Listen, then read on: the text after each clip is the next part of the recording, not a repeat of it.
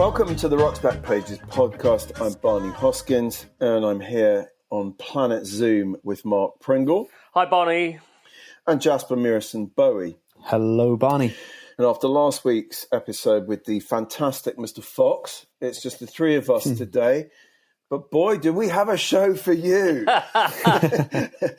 We'll be talking a little later about another Rock's Back Pages Fox, the splendidly named Ray Fox-Cumming. But mainly today, we'll be talking about Island Records, the label that gave us incredible artists like Millie, Jimmy Cliff, John Martin, Bob Marley, Roxy Music, and not forgetting Sparks, who we'll discuss in greater detail. Mark, what was your first awareness of this hallowed label? Yeah, I mean, not the reggae years, because I wasn't buying reggae records outside of My Boy Lollipop, which wasn't released on Island, even though it was an Island production. That was on Fontana, wasn't it? It was licensed to Fontana. That's right. So it would have been, I guess, around 68, 69. The albums my friends had to roll joints on. King Crimson and the Court of the Crimson King being particularly one of them. Did people roll better joints on Island albums? Yes. Or would you say Vertigo was the best label? No, I'd say Island, because a lot of them were gatefold sleeves, which made them a bit stiffer. So that once you stuck your three Rizzlers together, it was a more stable platform. Makes sense. Listen and learn, Jasper. I adored bands like Free. I mean, Free were absolutely one of my favourite bands back in those days, and they were absolutely an Island band. Yes. You know, I knew nothing about the music business in those days. I knew nothing about the difference between an independent label like them and a major label like EMI. Because, for example, Pink Floyd are on EMI, I do believe, you know. So there wasn't that sort of division that we now are very aware of, the difference between a real kind of creatively run label like Island and the old-fashioned machines of the EMIs and Deccas of this world. They always had great artwork. They signed a lot of interesting people. There's a lot of stuff I couldn't stand as well. I mean, King Crimson I never exactly kind of got into. But there's just something kind of very fresh and well put together about everything that Island did. It was a label that stood out. I mean, I started buying Island records, I would guess. It would have been kind of 72, 73. Yeah. Probably the first Island albums that I bought would have been John Martin's Solidaire, maybe. Yes. And what an album. Yeah. It's one of my favourite albums. And probably of all Virginia time. Plain, the single. Roxy Music's Virginia Plain as a single. And I mean, just the label, it already somehow stood out, the logo. I just thought it was very cool. It was distinctive. It was kind of different from the major labels. Absolutely. And it seemed to, I mean, I think one's always in danger of investing perhaps in a slightly sentimental way, perhaps too much into these, you know, essentially they're just businesses, aren't they? Yeah. But then it's because we care so much about music that we invest a label like Island with this kind of almost like this personality. I think rightly so. I mean, we're going to talk very shortly about our audio interview, which is with Island boss Chris Blackwell. And one thing about him, like the Jerry Wexlers of this world, is that he was a proper record man. He was a proper music guy. You know, yes, he wanted his labels to make money. Yes, he wanted success. But he had a very clear sort of notion. He loved artists who were going to bring something to the label. It wasn't just simply a transaction. Yes. He never walked away from his love of reggae. He's from Jamaica. He's a white posh plantation, white Jamaican. Jamaican. And let's not forget, went to Harrow. So basically, Harrow's role in the global reggae revolution, must not be underestimated. But I remember that they were very early on. I remember in 77 for my 21st birthday, a friend of mine bought me the 12-inch Island pre of King Tubby Meets the Roots Rockers Uptown. Yeah. You know, which is just drop-dead amazing piece of dub reggae. You know, that was always there. He never abandoned his Jamaican roots in that respect. And we will talk about his relationship with Bob Marley when we get more into the audio thing. But yeah, absolutely. After that, it became a bit more diffuse. I mean, brilliant stuff like Grace Jones. I mean, Grace Jones, the stuff she did on Island. Was and she was a sort of, in so many ways, such a perfect island artist, wasn't she? Yeah, absolutely. I mean, when she made that track, My Jamaican Guy, it kind of brought the whole island story full circle. It's a very interesting article about his studio. What was the name of his studio? Compass Point, yeah? Compass Point.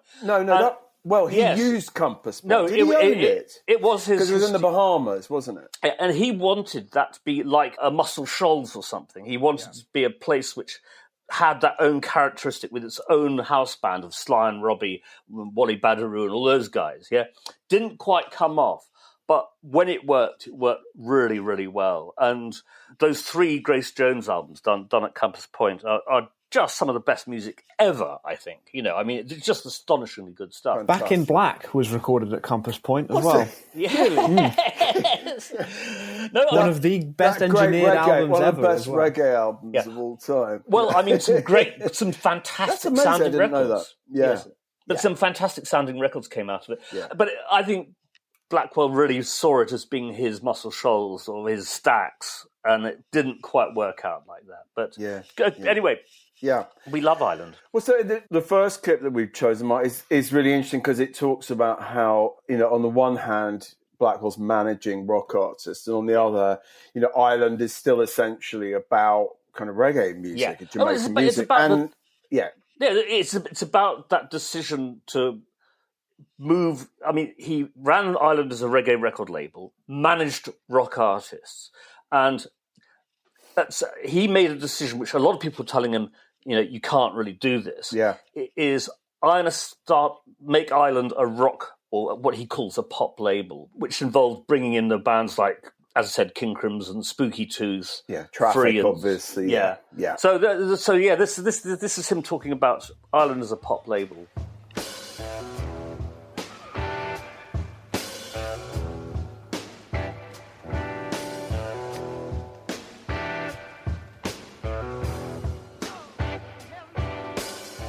In 1967 was the year that I decided to change my focus, really, because up until that time I was running a record company which specialized in Jamaican music, and I was managing rock and roll acts, Spencer Davis Group, and then other groups from that included Joe Cocker and Spooky Tooth, Free. And I decided around this period, that's 67, 68, that rather than be a manager who put out their acts on this record company, I would change my focus and sort of get out of management and concentrate really on building the record company.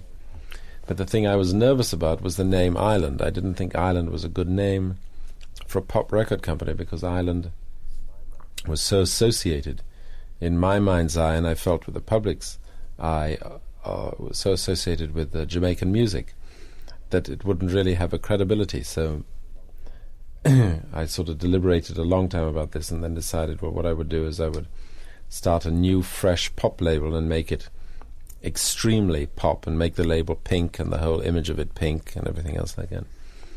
So this was a concentrated effort to change the image of Island into being a pop image.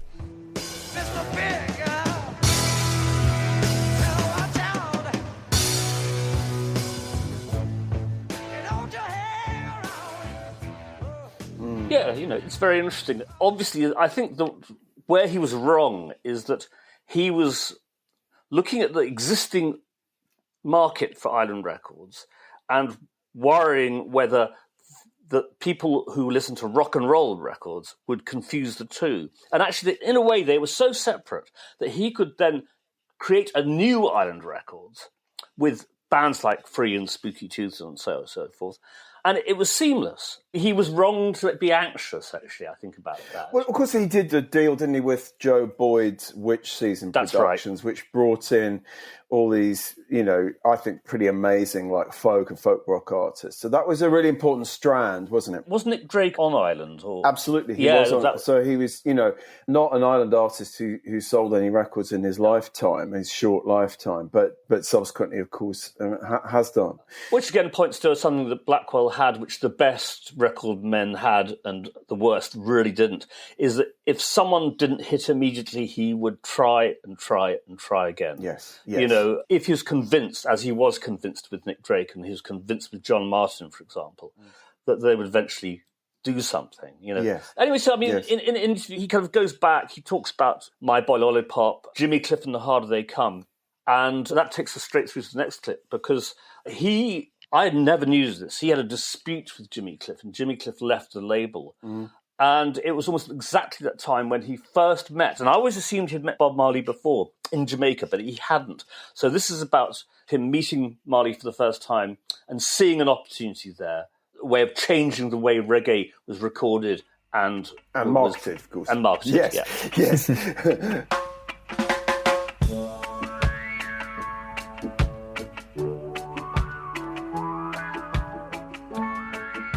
Well, in fact, I met Bob Marley in England first, even though I'd released some of his records as early as 1964, 5. I'd got some records up from Jamaica and, put them out. But I'd never met Bob. And then I met him in 1972 in London, in the office in Basing Street.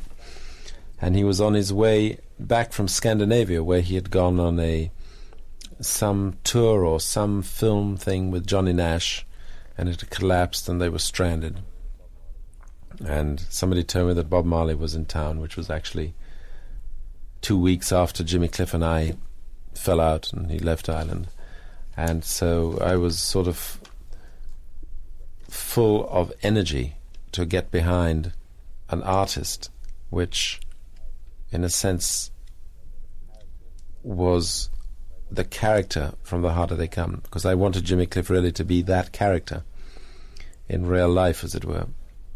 But he was off on a different tangent, and anyhow, so we fell out at that time. And then, as I say, 2 weeks or so later, I heard Bob Marley was in town. So I met him again. I liked him right away, and I felt we could really work together. And his first record, I think, is one of the best records we've ever put out. It's called Catch a Fire.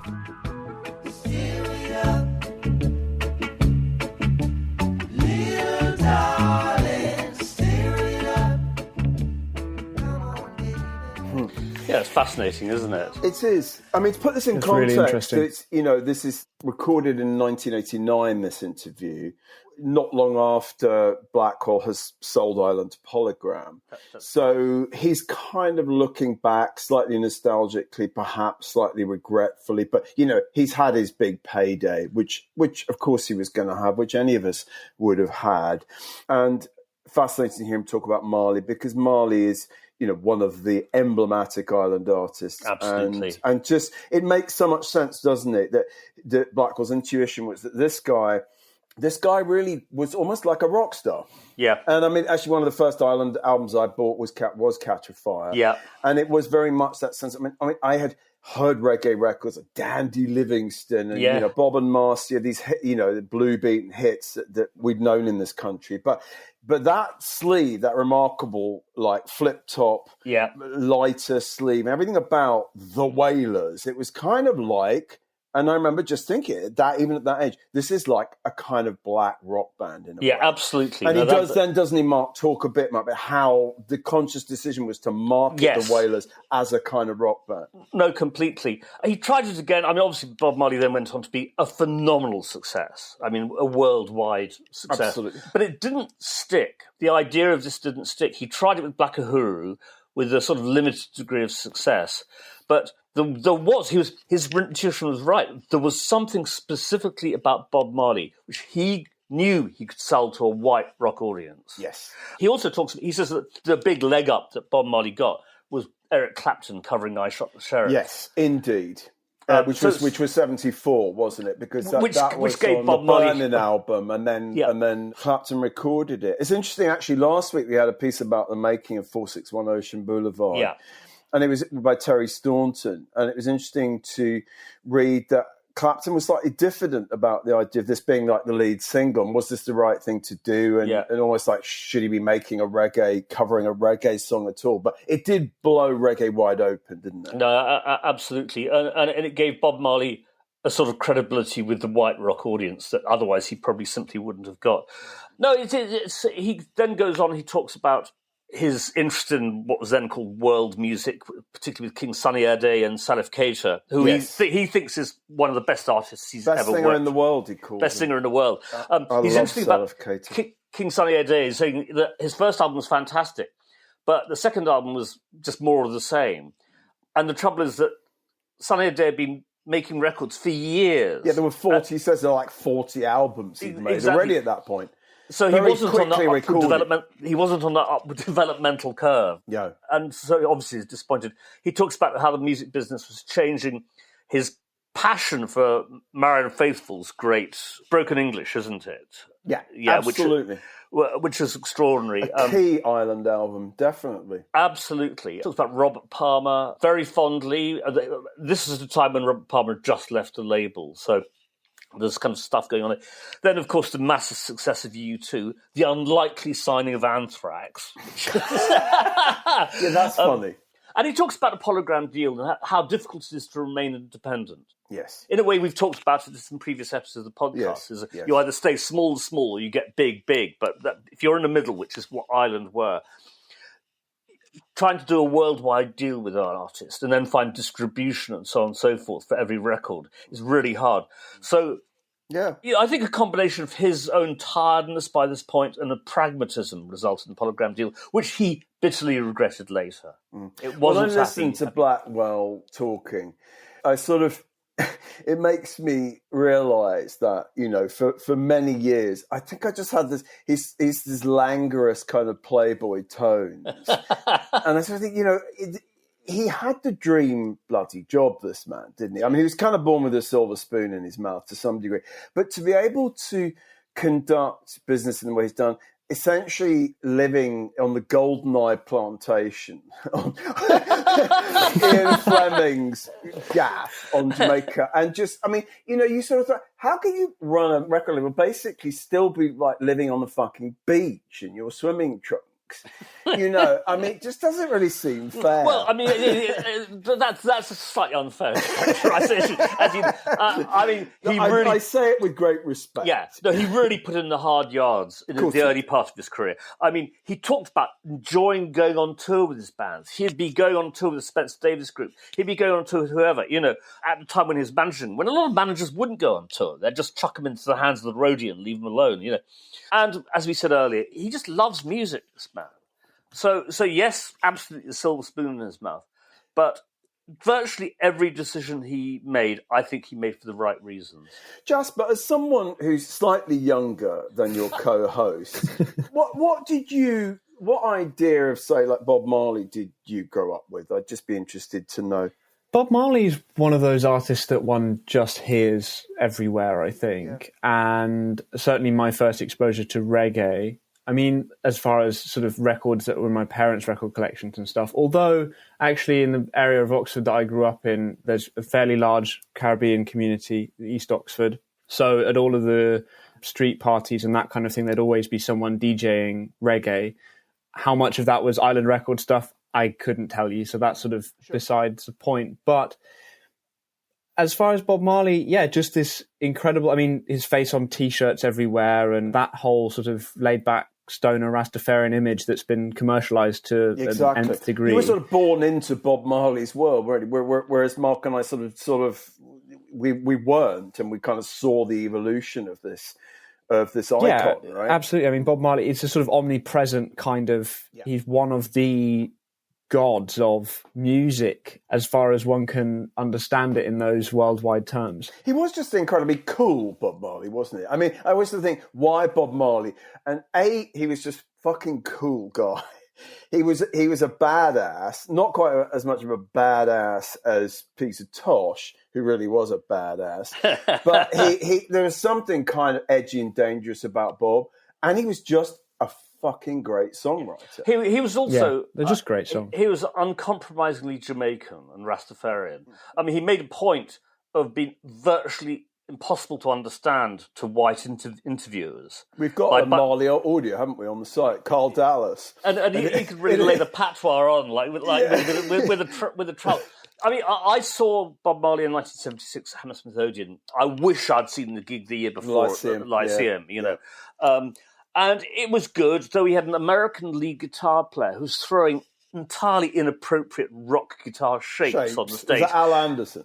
No, it wasn't. It was, God, I can't remember who it was. But anyway, yeah. No, I wish it had been Al Anderson because he's a much better player. I mean, my favourite Bob Marley, late period Bob Marley album is Natty Dread with By a Million Miles. Well, that's not that late, is it? I mean, I love Natty Dread. Yeah, I've got my copy sitting here for later because I fell in love with every song on that record. Yeah, it's astonishing. I mean, the first album I bought of his was the live album from the Lyceum show, because No Woman No Cry, the live version of No Woman No Cry, was such a huge hit. And then I instantly got Natty Dread. And I still think it stands up as a fantastic record.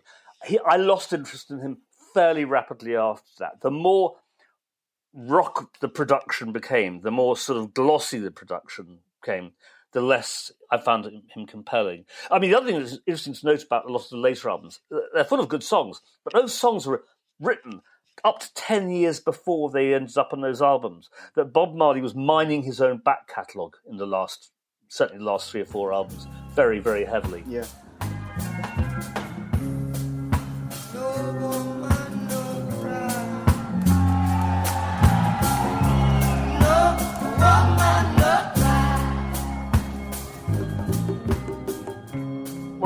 I've spoken to Chris Blackwell on the phone a couple of times, and I'm just remembering that, of course, he signed Tom Waits to Island Records. Yeah. You know, I mean, when Elektra had sort of given up on him, Elektra signed had given up on him, and flew to LA to meet Tom and Kathleen, his wife.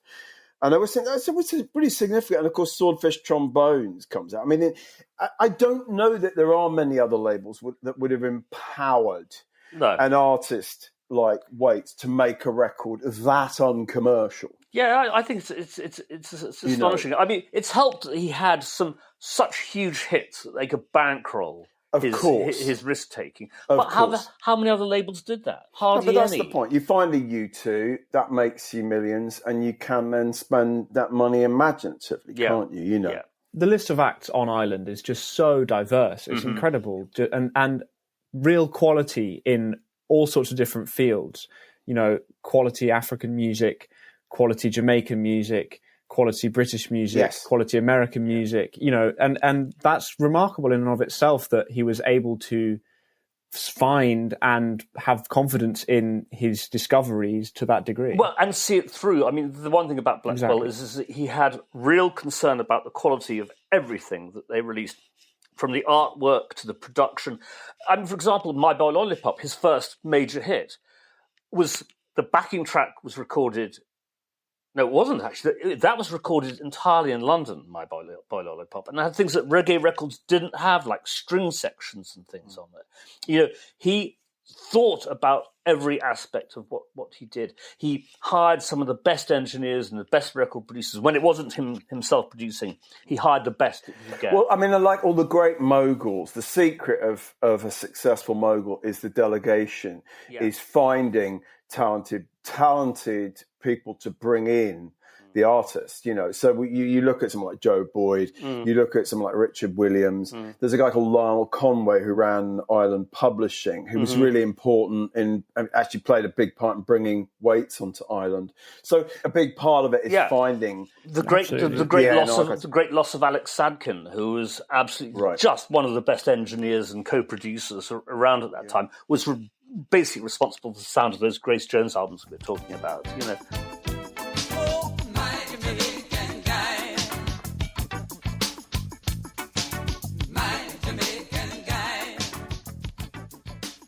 This is actually a neat segue into Sparks, is a piece that we're featuring as part of the Sparks feature, which is Lenny Kaye writing about Island Records in 1975 for Hit Parader.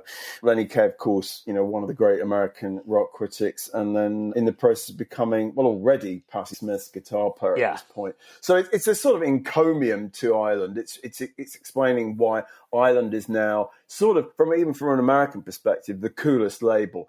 It used to be Elektra, it was Reprise for a bit. Even RCA had a moment when they were signing, Lou Reed and David Bowie and Iggy Pop and all of that. But now he's saying Island is kind of the hippest label, along with the artists. He, of course, talks about Roxy Music, and Richard Williams played such a part in signing Roxy Music to Island. And then he mentions, of course, Sparks, who are one of Island's biggest acts at this point. And so we're talking about Sparks because they have a new album out. I mean, this was going to be this magnificent year for Sparks, with a new album, a tour, and a documentary. And COVID has kind of scuppered the whole plan, but they've released their latest kind of wacky album, which is called A Steady Drip Drip Drip. And we actually have one of our writers has sent us a piece which is essentially an interview with Ron Mael from only just a few weeks ago about the new album, and just the enduring eccentricity of Ron and Russ Mael. Did you remember your first exposure to Sparks? I mean, was it? I didn't love them. Yeah. I think that I felt I'd seen enough quirky shit over the previous 2 or 3 years to last me a lifetime. I mean, they were an interesting pair of rogues. One of them looking more or less like Hitler, and the other one looking like a Hitler crossed with Charlie Chaplin. And I found the music a bit too sort of herky-jerky. Does that make any sort of sense?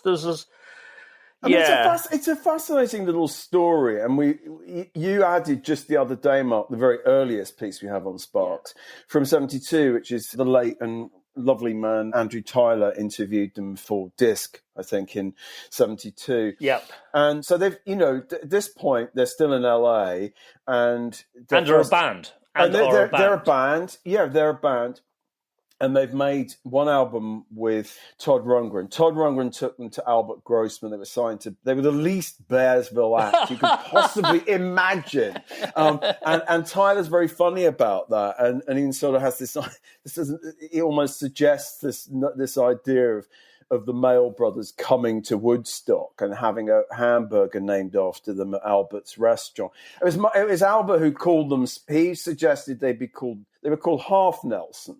That's right. And he said you should be called Sparks Brothers. I mean, I don't really rhyme with Marx Brothers, and they reminded him of the Marx Brothers or something. But then fast forward from Andrew's piece, and they come to London, and they kind of hitch their wagon to the whole glam thing that's going on there. Yeah, I mean, we got this great clip coming up. This is Ron Mael talking about precisely that, about coming to London. It's great stuff. This town was just about big enough for the both of them at that point. This town ain't big enough for the both of us. How you tell me who's gonna live? Aside from just a musical thing, that song really means a lot to us because we had 2 albums out in the States that sold probably maybe 4,000 each or something, they told us. And then, so Russell and I, that early band had toured in England, and when we came back, things were just at a point where even the Whiskey A Go-Go wouldn't let us play anymore. And so, and that was kind of our lifeblood, as it were. And so Russell and I got an offer from Island Records to sign with them in England, but they only wanted the 2 of us. Right.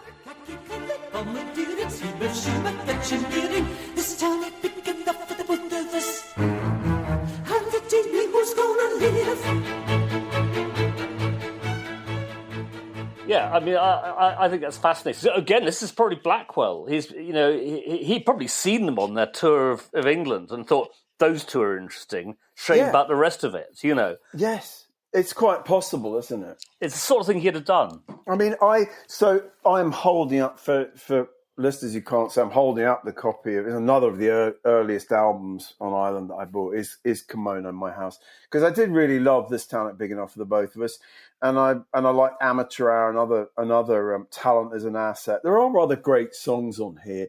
I mean, they were really camp. They were slightly They're incredibly absurd. camp. It's so funny. I mean, all of like that Top of the Pops video of. Oh, you've seen them. that, Jasper, have you? Yeah, where the I don't know their names, but the one with the moustache is Ron. stands up playing the keyboard and just not doing anything. The other one is completely sort of. Yeah, it's great. It's they're so camp and so strange. I don't know about their music really. I've only heard maybe that track and a few others. In image terms, I'd say the band they influenced the most was Cheap Trick of all people. A little bit, you're right. You know, they had this sort of mixture of like the blonde lead singer with tumbling locks, yes, and the rest of them was like madmen of some description or other. I bet Cheap Trick clocked what Sparks are doing and thought, we can do that, you know, to differentiate themselves from all the other rock and roll bands around at the time. Well, it hadn't occurred to me. I think you're probably right. There's a funny story, and I think it's Andrew Tyler's piece, that Charlie Chaplin did actually see them on American Bandstand and sort of wrote in approvingly. I mean, they have what I think is interesting is that despite having never been a massively successful band, they had this period. I mean, they've had hits. I mean, Number One Song in Heaven was a hit. So, you know, they've had the odd hit, but they've never been like hugely successful. But they've just kept going for 50 years. Yeah. And every so often they make a record which gets the attention of people who like sort of quirky art pop. The one that I really like was Lil Beethoven from a few years ago. I mean, it's daft, it's silly, but there's a wonderful song on it that I absolutely love called When Do I Get to Play Carnegie Hall? Which is just, every so often they make a track that restores my interest. Yeah, I mean, you've obviously got a much higher tolerance for quirky art pop than I. Well, and the new album is full of quirky art pop. There's a song called Self-Effacing on it. Which, I mean, you know, them going to Ireland, given the fact that Roxy Music's relationship with Ireland and so on and so forth, they were a fit in that actually, if you're going to talk about quirky art pop, that's the highest I'll go, which is the first two Roxy Music albums. And Sparks are a logical signing in the light of Roxy Music of that time, particularly. Yeah, absolutely. So, new Sparks album, Edgar Wright's documentary may be with us before the end of the year. Edgar Wright, who directed like Baby Driver and stuff. So this is a serious guy. It's not just any other doc. Yeah. I think it'd probably be quite fun. He makes funny films, so hopefully the doc will be fun. Exactly. I think we do need to just mention the passing of the great Phil May, lead singer of The Pretty Things, who died in the week.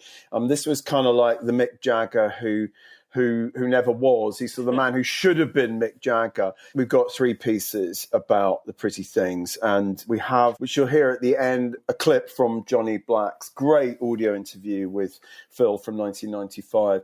I mean, he had the longest hair at that point. I mean, even in 65, he had hair not down to his arse, but it was long, dropping below his shoulders.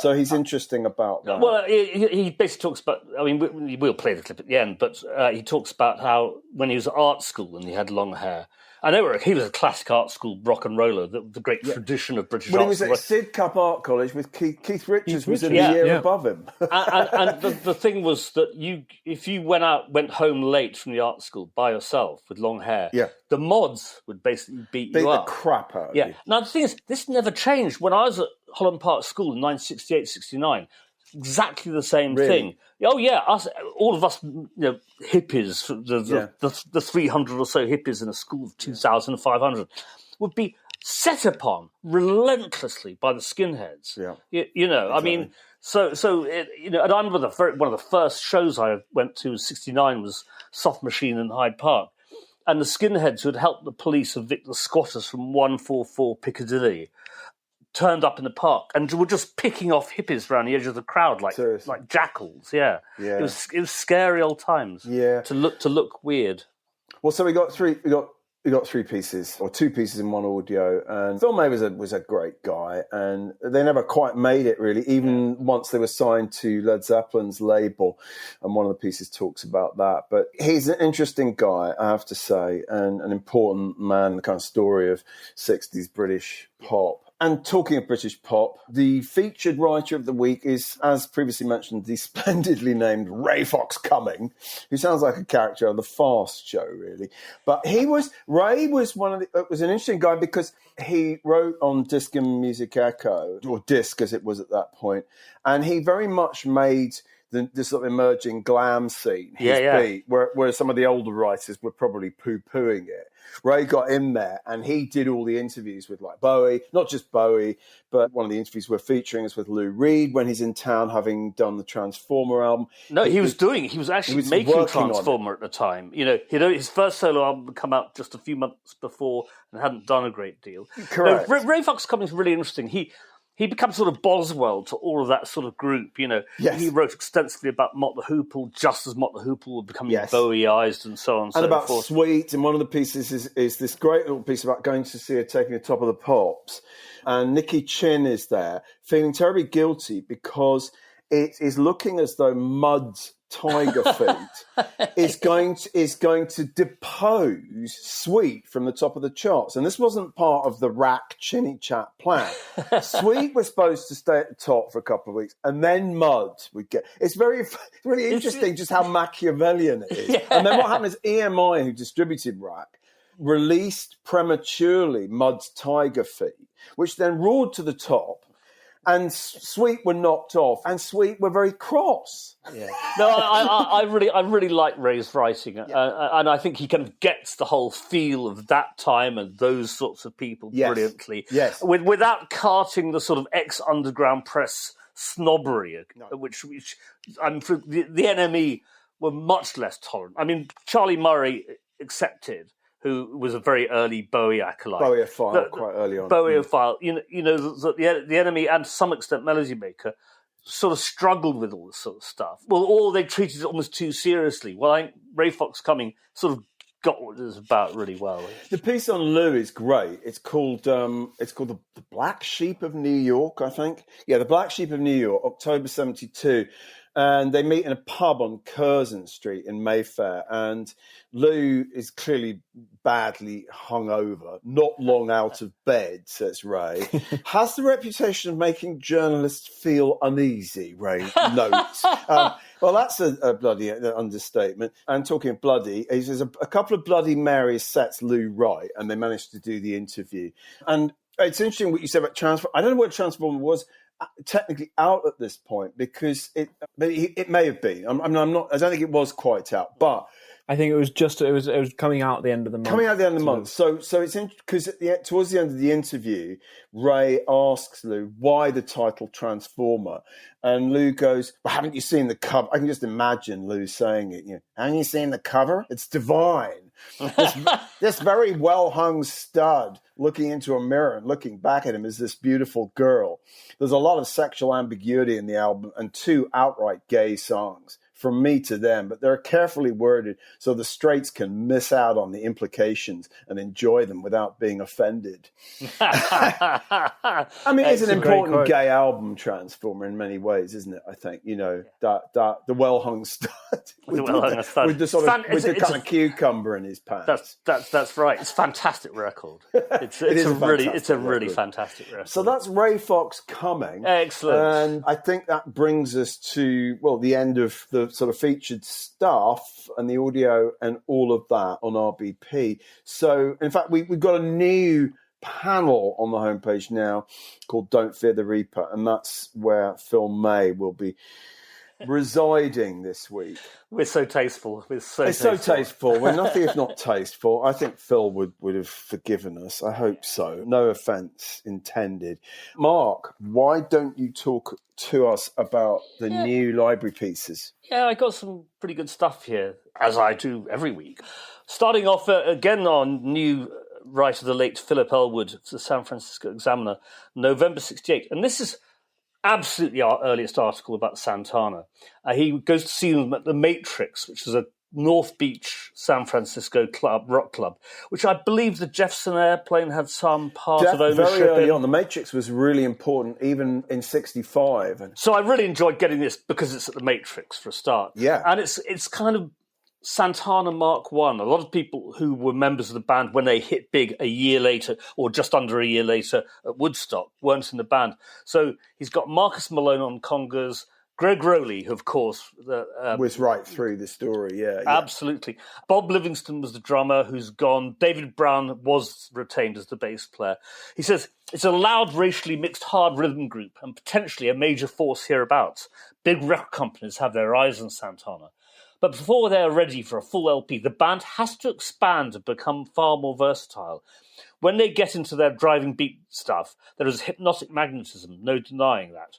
But often Santana seems to lean only in that direction, with little melodic relief, vocal variety, or tempo originality. And he's absolutely right, because those are the things that they introduced over the following year. Right, yeah. Which meant that it wasn't just an endless sort of like salsa rock kind of crash, you know. Sure. I think that's a really kind of good analytical bit of writing, bit of criticism.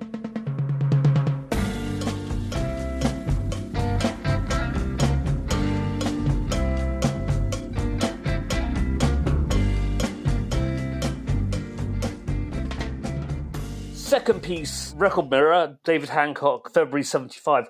And it's an interview with Hamilton Bohannon, who died not so long ago. Very recently, yeah. And it's, you know, he comes over as a very charming guy. He said he signed up with Brunswick following advice from Quincy Jones and hit straight over with Stop and Go, a track picked up by the American Discos in 1972. But South Africa Man wasn't consciously aimed at the disco market, he confessed. I was shocked but pleased when I heard the discos were playing it. It took off first in Philadelphia and then was picked up in New York. Now they're saying something about me being the disco king. Now, first of all, this is 1975, and the term disco hadn't become cemented in the way that it was by 77, 78. I think Bohannon was my first really awareness of that term, disco. Absolutely. I find it very interesting that David Hancock and Hamilton Bohannon are talking about disco as an entity in itself, when it hasn't quite crystallised yet. Exactly, exactly. So it's just short for discotheque at this point, isn't it? Well, yes, technically, but I mean, they are actually talking about it as a sort of genre, as a form of music. Yeah. I mean, he was in a sense the godfather of disco, you know, in a kind of slightly tangential way. Yeah, him and Manu Dibango, people like that. There was a bunch from key records. The people that David Mancuso was playing at the loft parties around precisely this time, and so on and so forth. South African man, give me a helping hand. South African man, help me if you can. Next piece is from 77. It's a live review of John Fahey. Is that how you pronounce it? Well, I would say Fahey, but it's quite hard. Fahey. John Fahey. Fahey. At the Troubadour. It's hard to say Fahey in a voice that isn't Fahey. This is Los Angeles Time, Richard Cromelin. And he says, the beginning of the set suffered from repetition as Fahey exercised at length in a simple open tuning. But when he began to modify the chords and develop his basic themes, the music opened up considerably, moving to areas of classical stateliness and rather gothic brand of blues, which is kind of quite a nice way of describing what we both like Fahey a great deal. The great American primitivist. Yes, fascinating guy. I mean, you know, I'm still not sure which of his stuff I like the most, because he was a very early adopter of echo chambers, of using loops and things like that. You know, he was quite advanced. I had a very distorted idea of Fahey, because the first album I bought, and the only one I owned for a long time, was an album called After the Ball, which was on Reprise and wasn't at all like his fairly kind of out there primitivist stuff of well, either before or after. It was quite lushly sort of arranged with sort of horns and strings and things. Right. So it was only later that I kind of began to kind of understand what Fahey was really about. But interesting guy, really interesting guy. Really, the Pretenders, Sounds 79, Pete Silverton, basically hanging out with in a disastrous night up north of sort of gigs going wrong and so on and so forth. 79, They hadn't quite hit big yet, had they? I think Brass in Pocket had only just come out. I couldn't remember exactly what month, but it was... But anyways, they're still playing crummy gigs around. Are they? They're still playing crummy gigs at this point? Because Stop Your Sobbing has been a hit, and Kid, you would think. No, because Brass in Pocket was the first hit. Was their first hit, yeah. I thought Stop Your Sobbing was a hit. We can bicker about that later. I'm pretty sure Brass in Pocket was the I don't want to bicker first. with you, Mark. Over I know you do. Even over issues as important as this, especially on Zoom. Anyway, Chrissy Hines says, my statement Jasper, fact check for me, please. Anyway, she says, my statement is in the action. My interest is in writing a song and playing it with the band, and after that it's finished. What she's saying is that once she's written a song and recorded it, she's not interested anymore. She doesn't look back at all. She says, I don't even save copies of the record and news clippings. In other words, I don't revel in the product. I just like making the product, which is, good, tough. Stop Your Sobbing got to number 34. Okay. Is that me standing corrected then? Yes. You decide whether number 34 in the top 40 is worthy of being titled a hit. I suppose technically it did hit the top 40, but... I'll tell you what it is. It's a top 40 hit. Anyway, moving on. Yeah, Sheena Easton album, her first album, Take My Time, savaged by Betty Page and Sounds in January '81. It's absolutely great. It's a really long review, and she goes through each song, literally number 1, number 2, number 3, and tells you what the song's about. And it's like, when my guy's coming home and I get his meal together, and it's hilarious. Because remember, that was My Baby Takes the Morning Train. It's 9 to 5 on that album. I think it is, yeah. Because that was Sheena Mark 1, wasn't it? Yeah, Sheena Mark 1. As opposed to Sugar Walls, Sheena. You got to look. But yes, when we get to slamming and all that sort of stuff. yeah. So, this Sheena wasn't slamming. No, she certainly wasn't. So this is almost one of the last paragraphs. She says, so now you know what exactly to do. 12 easy lessons on how to deal with your man and still remain a law unto yourself. Especially designed for all you lonely housewives out there who'd like to share your fantasies with Sheena and let her solve your problems too. The main thing is to stay at home, remain soppily starry-eyed, and have the slippers and pipe at the ready. Not stay alert. Not stay alert. Ooh. You know about this piece, Barney, but Michael Watts' Sunday Times 1983 interview with Joni Mitchell, which is pretty terrific. And I just love this one quote. It's actually I believe, going to be on the homepage, is, I wrote with a feeling that my troubles, when transformed into something beautiful, would transcend gossip, which is, of course, complete foolishness on my part. It's really good. She's great. I mean, she's a great interview, isn't she? I mean, I haven't read that piece for a long time. So, but is it what's the album that's just come out? Is it Wild Things Run Fast or something? She's kind of back on, and she's on Geffen's own label, and she's being sort of, positioned as someone who could have some big pop hits, and working then with her then really relatively new husband, Larry Klein. That's exactly. Yeah. But I mean, she's always just worth reading an interview. That's for sure. It came to pass like lightning striking from above. Electric flash just like lightning striking from above. Struck by precious love. Previous podcast guest, the fabulous Lucy O'Brien, interviewing Roxanne Shante for The Enemy in 1987. A lot of it is about how she's treated as a woman rapper at a time when there really weren't very many of them around. She said, after a while, it was, I don't want her to go on tour with me, or she's good, but she ain't that good. I found it hard to mix and mingle. When I first started out, male rappers reckoned I was going to be successful, but when I was, they resented it.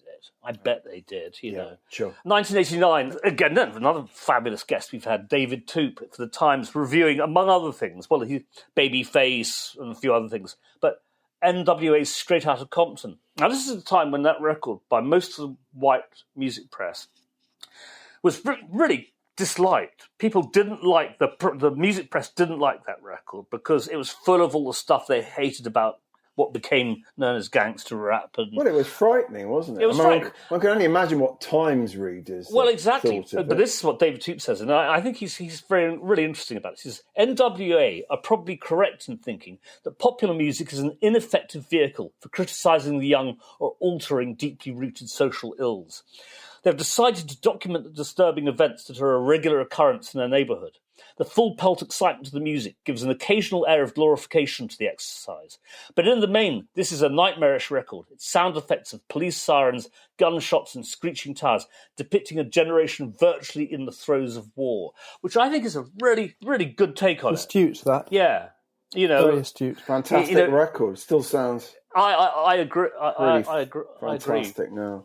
Last thing I want to talk about is it's a big piece called The Devil's Work, The Plundering of Robert Johnson, written by Robert Gordon for LA Weekly in 1991. And this is a story I had no idea about. It's about how two bluesologists, basically professional bluesologists, at separate times met members of Robert Johnson's family, a guy called Mac McCormick and another guy called Stephen LaVere. Mac McCormick came across, I think, Robert Johnson's like half-sister or something, and he was the guy who got those first two photographs we all know about, yeah? And got them signed to him so he has the rights to them.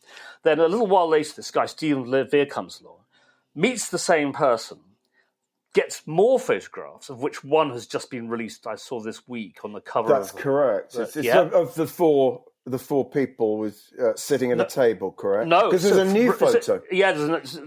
All of which I think are part of the Stephen LaVere collection. Okay. He also got them to sign over the copyrights of Johnson's songs, right? Yeah. And then it goes into this whole thing about the dispute between these two men, LaVere claiming ownership, that eventually the massive albums, the complete recordings coming out, how so little of the money was reaching the family, how no one was quite sure who were the actual heirs. It's just about the whole industry which surrounds the legacy of Robert Johnson. And it's absolutely fascinating. Oh, great. It's also really depressing. Yeah, sure. That's my lot. On that downbeat note, I'll hand over to you guys. Wow, interesting stuff. Jasper, I'll hand over to you in just a sec. I just briefly mention three things that stood out for me. One was an interview for, I think it's a New York publication called Guilt and Pleasure, which was about kind of being Jewish and hip. It was a sort of, it was a magazine of Jewish hipness. And Alan Light, Rolling Stone spin writer, interviewed Mark Ronson about being Jewish. It's really funny. It's very interesting. There's a retrospective piece about the famous Tammy show, the TAMI show, which was one of the great TV pop shows in America, which is a one-off show from 1964, I think it was. Wasn't it, Mark, the Tammy show? And yes, so they had, everyone was on it. It was an incredible mixture of kind of James Brown, Motown artists, the Stones. The only act kind of that wasn't on it, I mean, the Beach Boys were on it. The Beatles weren't on it because I think whatever the hell they were doing, they were touring. But it's just this incredible thing, which you can see. It's online, I think, and it's one of the defining kind of moments of 60s pop. Finally, a piece from 2011 by Colin Irwin about Cecil Sharp, who was a great sort of self-appointed kind of folk collector in London and, did the trips. We talked about Folkways last week. But this is a piece, it's very much kind of like, he's not quite as sainted a figure as you might think. They're real naysayers who have a bit of a pop at him in this piece. Cecil Sharp House still exists up in Camden, still there. Important in terms of folk being played in London. Very important figure, but there are plenty of people who say, but. Well, like Pete Segal, we were talking about Segal, we were talking about last week, is that they had very clear ideas of what they thought constituted folk. And Cecil Sharp was horrified when people introduced things like electric guitars into the folk territory. Exactly. He was a real stodgy stick in the mud. And also, I believe, very strong set of political convictions, and if you didn't abide by his line, he doesn't come out of this piece terribly well. But good. So I learned a little bit about that. Jasper, handing over to you. Well, actually interesting because it makes a nice segue from what you just talked about. We love a segue, don't we? We do love a segue. So this is Francis Morgan writing in The Wire in September 2014, again about folk music, about field recordings, which ties in what we were talking about last week, about folkways, but this is about folk tracks, Peter Kennedy's label. So Francis Morgan reviews 4 albums from various different places around the British Isles. The Barley Mow, field recordings in a film made in Suffolk in the 1950s. The Flax in Bloom, traditional songs, airs and dance music in Ulster. Good Humour for the Rest of the Night, traditional dance music in Northumberland and Cumberland. And Orkney, traditional dance music from Orkney. So, Mark, it's right up your street, isn't it? Absolutely. Thumbs aloft. But Frances Morgan is an interesting review. She, I think, likes best the Ulster set, describes it as the jewel of this batch of releases, but makes the point, and this, I think, contrasts interestingly with Moash. As enjoyable as these recordings are, I felt collusive in the erasure of the people who sang them. Kennedy has come in for posthumous criticism for his careless, some say exploitative attitude towards musicians, as well as for doctoring recordings for release on his Folk Tracks label. Whether this is justified or not, that these skilled musicians are left so anonymous is an indictment not just of Kennedy, but of the casual racism and class prejudices of the time. And I think that's really interesting because it does form such a stark contrast with Moash, who produced those lavish booklets with all this information, and there was this sort of love for the music, whereas this kind and of... the musicians, and the musicians, whereas that's not the case for these recordings, all of which are sort of various artists, without really giving them the care and attention that they would be due. Okay. So I thought that was an interesting piece to talk about this week. Then I'll jump back a bit to an article by Caroline Sullivan in The Guardian in October 2005, which is about her supposition about the possible death of the album. Why insist on 50 minutes of music when you could have a perfect 10, or better still, a single? And it's sort of a funny piece, I think, sort of prompted by Warner, who are supposedly proposing to release clusters of 3 or 4 songs online only, as opposed to albums, right? Kind of every few months rather than every 2 years, sort of thing. And I don't know, that has sort of happened in a way. You get more EPs nowadays, I think, extended plays. I think various things have driven this process from, let's say, the introduction of the CD in the mid 80s. Is first of all, the CD allowed you to have far more music on an album. Yeah. Let's say you could get 70 minutes. You could really get no more than 40 minutes on a single vinyl disc for it to sound any good. So then you got this thing of people actually deciding they had to fill those 70 minutes, particularly in black music and R&B and hip-hop particularly. So the albums became massive, long and sprawling.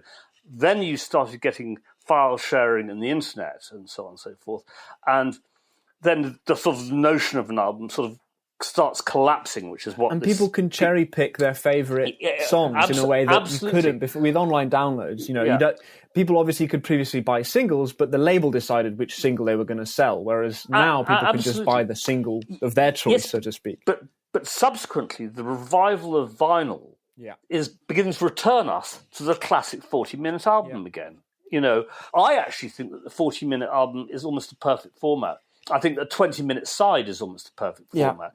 The most music, 20 minutes is just about all you really want to listen to, But actually most of this turns out to be about Caroline Sullivan's own predilections and preferences. Yeah, sure. Life is too cluttered to give house room to albums with only one good track, which sadly describes more than you'd think. If you can't listen to an album all the way through without thinking it's 20 minutes too long, there's no point having it. If it has one track I like, I tape it and give the album away. Brutal. Stalin. Well, I mean, how many albums are that good? Very few. It's true. It's true. And that's why she doesn't have very many albums, as she herself describes. I don't know, I think it's interesting because, she's sort of heralding this sort of idea of how much greater the thrill when it's 10 perfect minutes. There's nothing wrong with the idea of 50 minutes of music designed to be heard as a complete body of work. I don't know. I think that there is, if you can create a really brilliant album, that does actually become something more than just 10 perfect minutes or a perfect. And then, of single. course, who decides what the 10 perfect minutes are? We'd all disagree over even our favourite albums, wouldn't we? As to what are the best tracks, and I'll like this track and you won't, etc. So, I do think Caroline that would be her. You'd expect that from Caroline. And part of her point is that it's about sort of the way that the rock press kind of lifts up the album as this fetishizes it. Yeah, exactly. But I do think that truly great albums are something beyond just a collection of truly great songs, and I think that's what makes them interesting. But so that's an interesting sort of piece of, and I think, Mark, your point about vinyl kind of bringing back sort of the 40-minute album in some respects. This is at a point in time, 2005, when that's not yet the case. So that's interesting. And then going back again, so we're going backwards this week because I wanted to start with that folk piece. We're regressing. 2002, Lisa Verrico reviews in The Times Busta Rhymes' Genesis and Beverly Knight's Who I Am. And she rather likes Busta Rhymes. Busta Rhymes is back, and boy do we need him. In what must go down as the most dismal month in UK singles chart history, Will doing Westlife, Rick Waller doing Whitney, Goody Two-Shoes Gareth, the gruff-voiced Brooklyn-born rapper is proof that there is still some room for rebellion in pop. On his decidedly un-PC new hit single, Break Your Neck, Busta spews expletives like Eminem on amphetamine, crams more words into one deep breath than Gareth could manage in an entire afternoon, and insults half the population of the planet to a backdrop of Dr. Dre's bouncy beats. At last, a pop song your gran won't approve of. Which I think is great. She's less convinced by Beverly Knight, but she does rather like this new Busta album. Good. Busta was a cove, wasn't he? I saw him perform once in New York, and he was pretty wild. I mean, one forgets what a sort of just eccentric character he was when he first. What was his first record? I mean, mid to late 90s. Ish, I think. Yeah. I think I saw him playing about 96. 96, The Coming, I think, was his first album. Yeah. So. Break your fucking neck, bitches. Yeah. Here we go now. Tell me what you really want to do. Come here, ma. Talk to a nigga, talk to me. You look like you can really give it to a nigga from the way you're talking, the way you try to walk for me, the way you really try to put it on the guard. Doing it like I never did before for me, the way you break your back and I break your neck. Beverly Knight is a classic sort of person who's almost designed to end up in the supper clubs in her late 30s, I mean, just I think the blandest of Brit soul, as you can imagine. To be fair, Knight's poppy songs are never less than pleasant, and unlike some of her peers, she really can sing. Moreover, she looks the part with her glossy highlighted hair, sexy outfits, and big Colgate smile. It's just that Knight's music never blows you away. No, of course it doesn't. How many really uninteresting artists have there been who've been prefaced with the phrase, she really can sing, or he really can sing? I mean, one has heard that about so many artists over 30, 40 years, and it's it's not enough. Well, it actually makes you think that the ability to sing is the last thing you actually want in an interesting artist. It's much more widespread than you realise. I think when I was growing up, I thought only a handful of people could sing. You realise with these, all the sort of TV talent shows, they're just, I mean, everyone and their nephew can sing now, and it's just not a kind of qualification. No, it just there has really to be isn't. something more. So on that note, that's it from me. I thought you were going to break into song there for a moment, Nearison. Unlikely. Anyway, we're going to go out with this clip about being beaten up by the proto-skinheads Phil May at art school in, I guess, about 1962. Do we have a guest next week, Barney? We do. We have the great John Ingham coming in. Oh, to talk fantastic! To us about sounds and about being in LA in the 70s. He was one of the earliest rock critics. He saw the Sex Pistols' last ever show, and then he was the guy who wrote very key pieces about punk. He's a very amusing man. I'm very, very fond of him. I have a huge amount of respect for John. So we're really looking forward to that. I hope to have lots of interesting guests, either on Zoom or back in our actual office in London. But that's it from us today. We'll hope to see you or be heard by you next week. And we will say once again farewell to the pretty things, Phil May. Bye. See you next week. Bye. Bye-bye. I'm on my own, just wanna roll. I tell you, man, don't wanna hold. was like being in a war state, really. We used to have to go home from the art school in 2s and 4s. I mean, you never went home alone on a bus because if any of the Bexley boys caught you, travelling on a 229 alone, you were dead meat. I mean, serious. I mean, you wait for somebody. If they had to print something up or waiting for some etchings to dry, you'd hang around for 10 o'clock you might have finished, but two other people either side of you were still waiting to use a machine or the printing press. You would wait to go with them because you set off alone. A couple of us did it a few times. And, you were lucky to make the journey, which is about an hour and a half journey home, without bumping into somebody who sort of felt you were a kind of indictment to humankind. Yeah, well, they just thought, you should be obliterated with. I say I think this life is great. Say I dig it, man. Don't bring me down, man. Don't bring me down. That was Phil May in conversation with Johnny Black in 1995, concluding this week's Rock's Back Pages podcast. The hosts were Barney Hoskins and Mark Pringle, and it was co-hosted and produced by Jasper Meuris and Bowie. The Rock's Back Pages podcast is part of the Pantheon Podcast Network. You can find thousands of articles, as well as hundreds of full-length audio interviews at rocksbackpages.com. See, I dig it, man. Don't bring me down. Don't